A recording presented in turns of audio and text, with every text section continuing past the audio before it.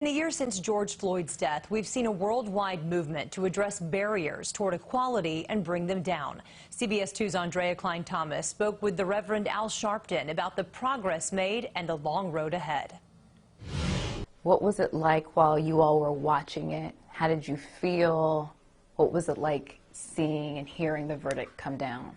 The setup was that only one member of the family of George Floyd could be in the courtroom, which happened throughout the trial, and there was a separate family room for only family members, both of the defendant and the family of the victim.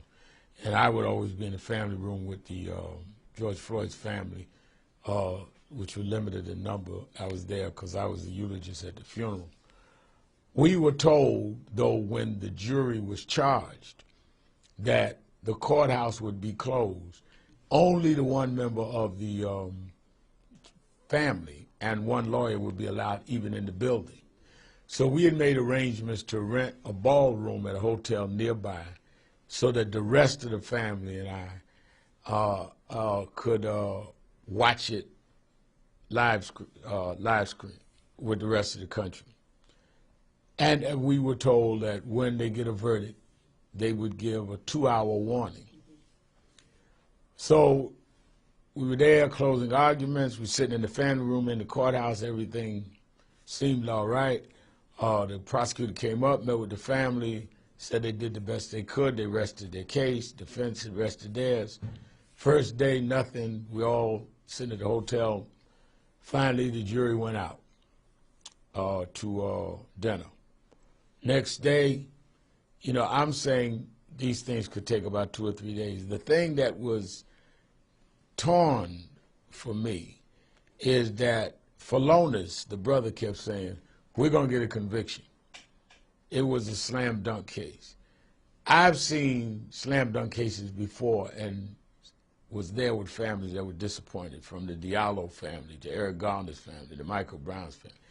So as much as I felt the case was a slam dunk case, I did not want to build them up for letdown. And I kept saying, well, let's just keep praying about it. And he was enthused, and I was trying to temper him and the family members because I'd been through all of this before. Finally, first day, second day really out, I get a call from Ben Crump. They just called 2 hours. They have a verdict.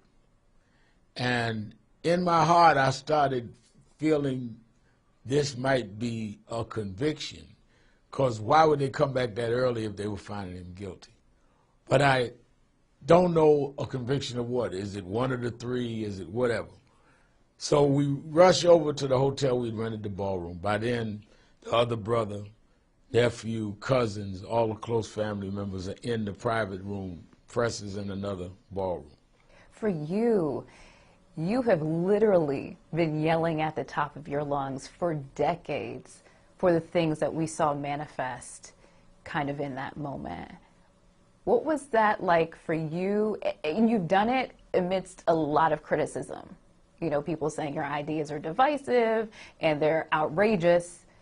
What was that like for you in your activism? You know, I felt that it said to me that if you persist and if you could take the flack, you can get something done.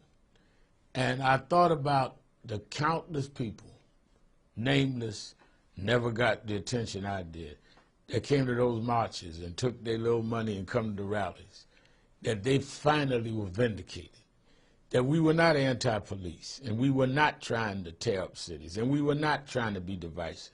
We just wanted justice, that police do not have the right to put their knee on your neck or to choke you or to shoot you when there's no life-threatening circumstance. So I didn't feel it as much personally for me, because I've got to be well-known and all of that. I felt it for those people, some of them seniors on fixed income that would come to every rally, that they were sitting home now saying that we didn't do it for nothing. This does not mean it's over, but it means it's possible. And we needed that victory. Every movement needs victories. And the George Floyd verdict was a victory. We won a round. We haven't won the fight, but we went around. Yeah, we're going to talk more about that, but I want to talk about the trial first. There were so many things that were very different about this trial, namely police officers testifying against each other. You had bystanders calling the police on the police. What do you think that signifies about where we are in this country? I think when I saw the policemen, including the police chief, take the stand, I felt that there was a real break in the blue wall of silence. And I felt that we're finally getting on the road to police understanding this is not anti-police, that they have an obligation to stand up to bad cops. I'd never seen 10 police take the stand against a fellow policeman. Never, anywhere in the country. And the police chief take the stand. And that's what it's going to take to stop this, because they're no longer protected by this blue wall of silence. They're no longer justified by no matter what actions they did. And it is the police upholding what they took an oath to uphold, the law, even if it's against one of their own. And talk about that. Reform a lot of times gets equated with anti-police. Why is it not anti-police? It is not anti-police to call for police reform, because what you're asking for is police to be subject to the law like anyone else. Police are not above the law. They're to be held accountable to the law, just like lawmakers are. How can you have politicians that make the laws go to jail, but those that enforce the law don't question us? So if a politician gets caught doing something illegal, he can't say, oh, you're against lawmakers. So why are we saying that those that protect the law and enforce the law, if you question them, you're against law enforcers? It's the same rules. Everybody, governors, presidents, are subject to the law. A policeman is not? That's absurd on its face. You know, you also had a lot of police officers, not just in Minnesota, but police unions coming out against Derek Chauvin. Is that something that surprised you? When I saw police unions and police fraternities around the country coming out against Derek Chauvin, that was stunning to me. Because you must remember, we had a tape with Eric Garner, and they did not come out for Eric Garner. We had a tape 30 years ago with Rodney King, and they didn't do it. But I guess the fact that it kept happening, and the fact it happened during the pandemic when everyone was paying attention, because you got to remember, sports was down, everyone was watching the news, getting the latest on the pandemic, and this happened over and over again. And enough people said, wait a minute, this is crazy. And there was the organic protests all over the country. We called the March on Washington. Over 200,000 people came in the middle of a pandemic, largest march of last year. I think it was because everyone was paying attention this time. And even fraternity said, wait a minute, we can't stand up behind this, and we can't duck it. Maybe because people had distractions before. So we were focused on Eric Garner and others. Others had other things they could do, but you couldn't do nothing else. This time they said, we can't justify this. But now the protests a lot of them are over. People have gone back to work, cities are reopening, people are not quarantined anymore. What does this mean moving forward now? It means that those of us that are active and those of us that are organized have to keep the pressure now on this administration and the Senate and the Congress to pass laws, because this case was almost, lined with the stars. You had a special prosecutor that did a great job. You had policemen that testified. You had a videotape. You had a policeman that had a background of doing this.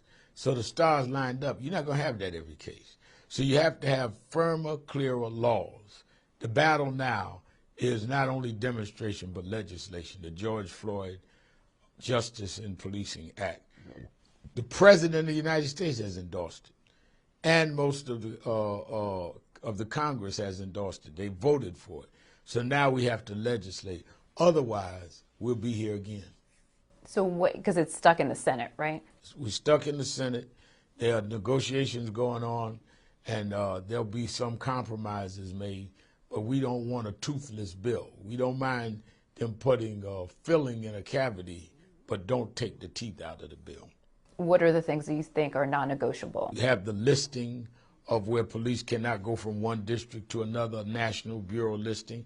The no-knock law has to stay. They have to deal with the whole question of qualified immunity, where police know and the county knows that they are liable. And they have to deal with no chokehold and no congestion law. Those are non-negotiable to me. Are you concerned that people might think, oh, Derek Chauvin was convicted on all 3 charges, we are kind of headed in the right direction, goodwill will prevail moving forward, and, protests aren't necessary, or, the outpouring isn't necessary, everyone can kind of go, on with their lives? I am concerned, and that's why I've reminded people nationally that within 10 days of the guilty verdict, I did 2 funerals of 2 victims of police killings. Within 10 days. 2 days after the verdict, I did the funeral and eulogized Dante Wright, 10 miles from the courthouse where the conviction was. The following week, I went to North Carolina and eulogized Andrew Brown Jr., shot in the back of his head. So it shows that, yeah, we won a court case. We have not won a police accountability yet. We've got a long way to go because Andrew Brown Jr. was killed 2 days after the verdict. So I think some police saw Chauvin handcuffed and walking to jail and had a double take. Some didn't. That's why the law must be there. We cannot depend on whether or not there is the emotional reaction. Well, Reverend Sharpton, people are going to say we are very divided as a country right now.